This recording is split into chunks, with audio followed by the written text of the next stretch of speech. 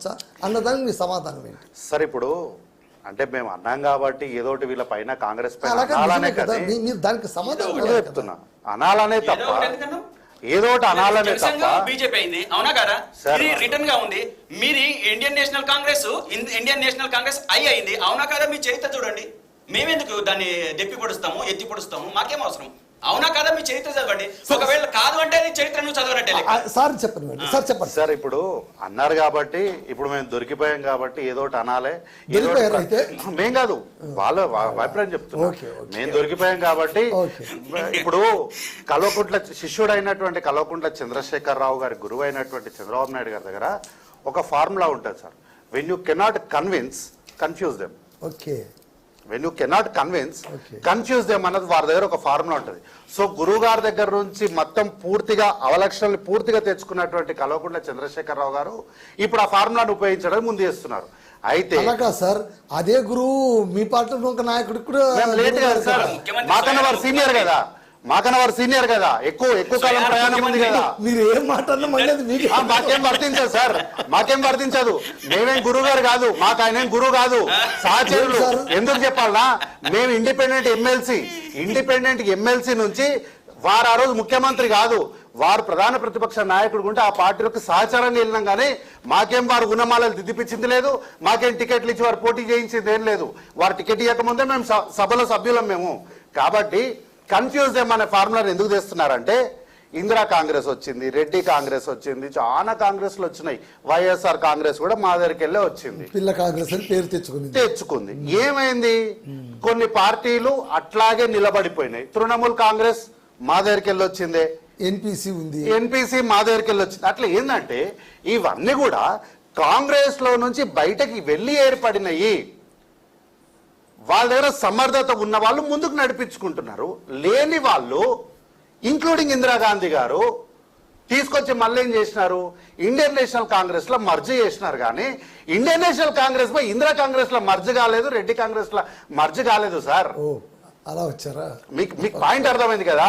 Indian national Congress లో ప్రతి విడిపోయిన పార్టీ ఇంక్లూడింగ్ మా ఇందిరాగాంధీ గారి గురించే చెప్తున్నా, మా ఇందిరాగాంధీ గారు కూడా స్వాతంత్రం తెచ్చినటువంటి ఇండియన్ నేషనల్ కాంగ్రెస్ నుంచి విడిపోయి మళ్ళీ తిరిగి వచ్చి ఇండియన్ కాంగ్రెస్ పార్టీలో మర్జ్ అయ్యి వారు రాజకీయంగా ముందుకు వచ్చినారు తప్ప ఇండియన్ కాంగ్రెస్ పార్టీ వచ్చి ఇందిరాగాంధీ గారు పెట్టినటువంటి కాంగ్రెస్ పార్టీలో మర్జ్ కాలేదు.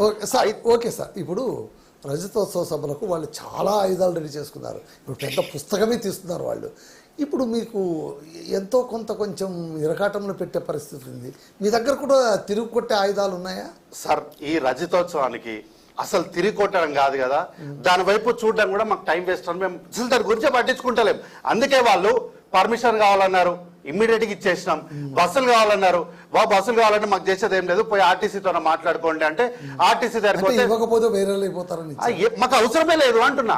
అసలు ఆ రజతోత్సవం అంటే 3 సంవత్సరాల బాబుకి మళ్ళీ 3 సంవత్సరాలు అంటారు, అంతే కదా సార్. ఇప్పుడు ఎవరెవరితోనే మర్జ్ అయినారు చెప్పండి, ఎవరెవరితోనే మర్జ్ అయినారు? టీఆర్ఎస్ వచ్చి బీఆర్ఎస్ తో మర్జ్ అయిందా? బీఆర్ఎస్ వచ్చి టీఆర్ఎస్ తో మర్జ్ అయిందా? ఇది రూపాంతరం చెందింది కదా, చెందినక్క నుంచి లెక్క కదా.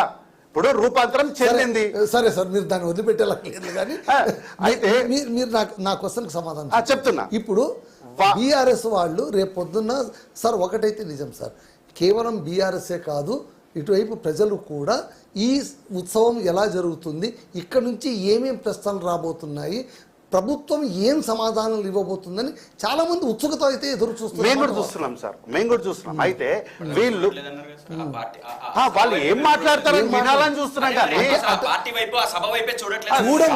మాకేం సంబంధం లేదు, వింటాం.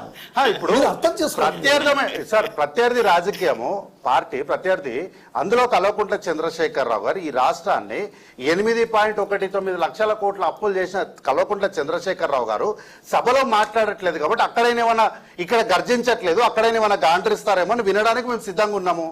తప్పే ఉంది, వినొద్దంటే చెప్పండి, మాకు అవసరమే లేదు మీ సభ, అందుకని బస్సుల దగ్గరికి పొమ్మన్నాము. ఎవరు మాకు అవసరమే లేదు సార్. కాకపోతే ఏంటంటే ఇందాక సార్ సార్ నేను చెప్పే ఒక మాట క్లారిటీ, మేము బాధ్యత గల రాజకీయ Okay, పార్టీగా good. వారు ప్రధాన ప్రతిపక్ష పార్టీ నాయకులుగా ఈ సభలో వచ్చి గర్జిస్తారు అనుకున్నాము, గర్జించలేదు. పోనీ అక్కడ గాండ్రిస్తారు విందామని అనుకుంటున్నాము. ఎందుకు? In the interest of Telangana, Yes. In the interest of Telangana. మా పార్టీకి ఏం అవసరం లేదు. అందుకనే చెప్తున్నా, మీరు ఏ పర్మిషన్ అడితే ఆ పర్మిషన్ ఇచ్చేసినాం. మీరు అక్కడ కాలువల్ని ధ్వంసం చేశారు, పంటల్ని ధ్వంసం చేశారు, చెట్లను ధ్వంసం చేశారు. కానీ మీ పార్టీ కుసంస్కారంతో చేసినట్టు మేము ఎక్కడ కూడా చర్యలకు పోలేదు. సరే చేయనండి, మళ్ళీ రిపేర్ చేసుకుందాం, పోయిందే ఉంది.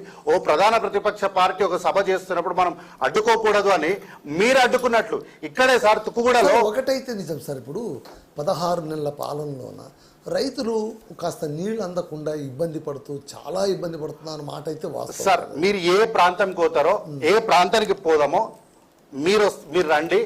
మీ సాక్షిగా అన్నగారు తీసుకెళ్తామని రెడీగా ఉన్నారు కాబట్టి తీసుకెళ్ళమనండి. నీళ్లు లేక పంటలు ఎండిపోయిన పొలాలు ఏదో చూపెట్టమనండి. ఆల్రెడీ మొన్న కలవకుండా తారక రామారావు ఒక వీడియో పెట్టారు. వీడియో పెడితే నిజంగానే ఎండిపోయిన పొలం అని మేము అనుకున్నాం.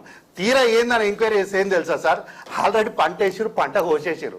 పంట కోసిన తర్వాత మిగిలిన మొలకలు ఉంటాయి కదా సార్, ఆ మొలకలు కొన్ని చోట్ల ఉంటే అక్కడ ఎండిపోయిన దాన్ని వీడియో తీసి ఆ పార్ట్ వరకు మాత్రం వీడియో తీసి పెట్టిరు. ఇంత మోసం చేస్తారని మేము అనుకోలే. పంట వేసారు, పంట కోసిరు, పంట ఆరబెట్టిరాడా రోడ్డు పైన.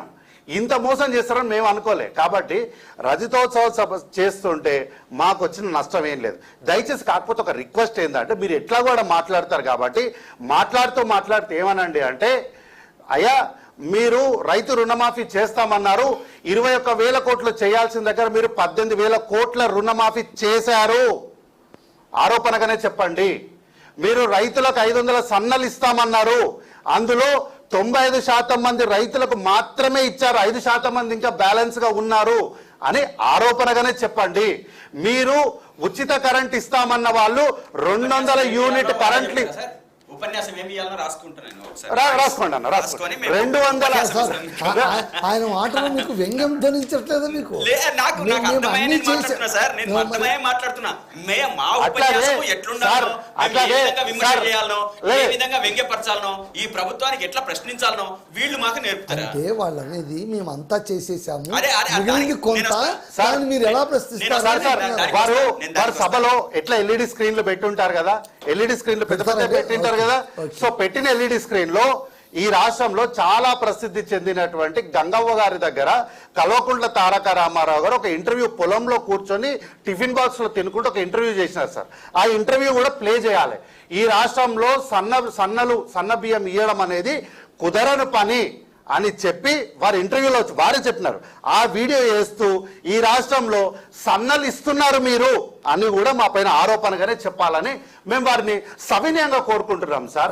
మేము సార్ చేసిన వాటిలో 100 రూపాయలు చేయాల్సిన దగ్గర ఓకే ఒప్పుకుంటాం సార్, 70 రూపాయలు పని చేసాం. ఓకే, ఇంకా మీకు టైం ఉంది, 30 రూపాయలు చేసేది ఉంది. కానీ మేము 70 రూపాయలు చేస్తాం, మీరు అది మాట్లాడారు, 100% చేసాం. ఇంకా 30 రూపాయలు ఉంది, 3 ఏళ్ళు ఉంది, చేస్తాం. అంటే మీకు ఇంకా పెద్ద పని మిగలలేదు, 70 ఇచ్చేసారు, ఇంకా 30 బోల్డ్ అంత టైం ఉంది. మనం చేయాల్సి. ఇప్పుడు వీళ్ళు ఏమంటారు, మీరు 6 గ్యారెంటీ